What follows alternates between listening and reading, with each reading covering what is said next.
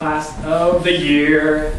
Today is a special day because we are talking about holiness in relationships. Holiness in relationships. What can I say? In preparation for this class, once I watched, you can make fun of me if you want, but I'm telling you I did it for the class. I watched The Bachelor. Alright, now I'm about to say about that show. Okay. Because it is kind of indicative of our culture in a lot of ways. Alright? So, I'm going to write this on the board actually. When I put the word holiness up like that, and in the context of relationships, what do you guys automatically think about? Purity. Purity is a huge one, yeah. What else? Be above reproach. We can get some more from the back. Set apart. Set apart. Some ideas in the back. Humility. Humility? Okay. Let me get one more. Holiness in relationships. What do you guys think of? Anybody? Come on. No one has any idea of this? Christ-centered. Christ-centered? Okay, that's a big one. All right. Holiness. I mean, I was thinking about this a lot because I think during the winter quarter, like the break, because a lot of people do like really shady things.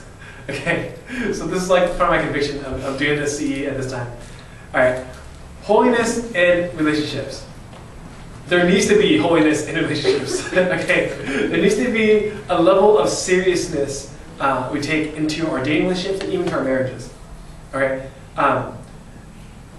Again, some of you guys know this. Dating is not in the Bible, right? Dating is not in the Bible. Arranged marriage is in the Bible, but is not prescribed by the Bible. So what we can draw out from the Bible is our principles that have to be applicable to all cultures. So I think with that being said, is that if you look at like arranged marriage in the Bible, right? How is there holiness in arranged marriage? Guys, think about Old Testament knowledge. All right, holiness in arranged marriage is you don't sleep together before you get married. And part of me you know that is because Mary and Joseph, right, New Testament, and Jesus' parents, they didn't sleep together. Mary was betrothed to Joseph, right? That's why they're kind of traveling together, but they didn't sleep together. All right, so even in the biblical testimony, you see there's certain things you do you don't do in the Bible. Also, there's if you read Levitical law, there's a whole set of rules like if you like sleep with a woman who's like engaged to another, there's like this penalty and so forth, so forth. The people of God have always had principles to live by. One of the very big principles around holiness in relationships, right, and for arranged marriage and even for dating, is you keep what's for marriage. Right, that's one of the key things. You keep what is for marriage. So even when you're arranged to be married, right, in biblical times, does that mean married? No.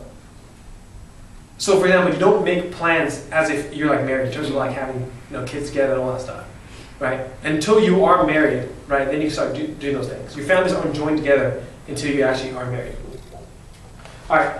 So I'm gonna the way we do this class, some of you guys don't know, we do a lot of small group talking. All right. So you guys are in good clusters, except for Justin. You need to be part of a cluster in a second. Okay.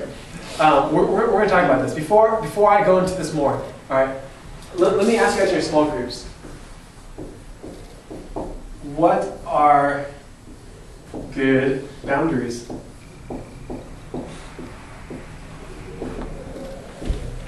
It's an important question. I think a lot of people have a lot of ideas of what that means, all right? And it's okay if we disagree, but at least we have to know why we disagree, all right? So, and this is serious. Like, don't just like make up stuff. Like, oh, you can't even touch. Right? Like, don't shake hands. Like, don't even look people in the eye. Like, just look down at all times. All right. I was like Muslim culture, 10 feet behind me at all times. All right. Guys can talk to girls. All right. Be serious. Like in your small groups, talk about what are real boundaries for dating relationships. All right. So get in groups of like 3 to 5 right now, and go ahead. Yeah. Go ahead and talk about that.